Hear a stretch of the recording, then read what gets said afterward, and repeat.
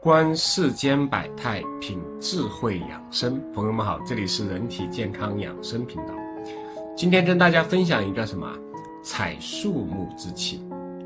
我们中国有一句老话叫人非草木，孰能无情。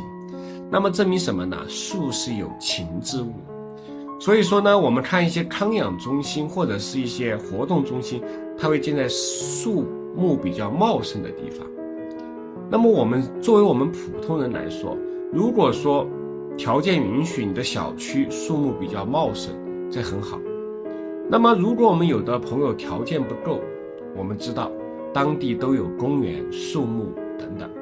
当然像我们四川成都的话，它就比较更多一点点哈，有湿地公园啊，还有浣花溪公园等等，我们就可以去公园里面去采树木的气。树木我们不要小看它，你比如像梧桐树、苹果树，它颜色其实有点红，它可以入心的啊。像柏树呢，它又可以入肾啊，就是它气，你到那个地方，你的气体就会交换，并且它能够杀死我们的一些，比如说心肺之间的一些细菌，它散发的一种气。所以说建议大家有的时候可以去树木待上20分钟到半个小时，你好好去体会一下。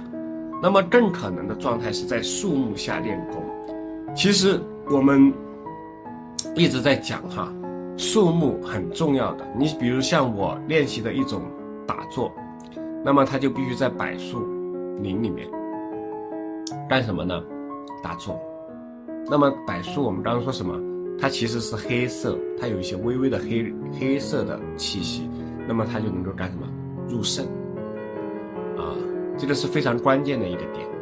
所以朋友们，你家里面有什么树哈，你就可以不管它是什么树，你都可以在那个树下面每天去待上10多20分钟，半个小时都可以，去多呼吸一下新鲜的空气。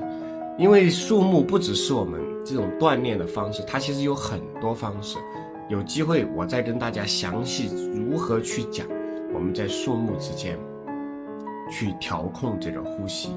今天就是让大家多在树林里面去走。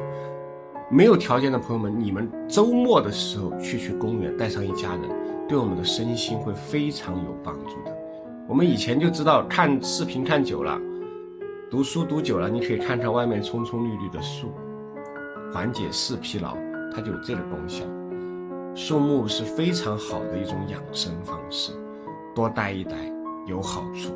今天跟大家分享到这里。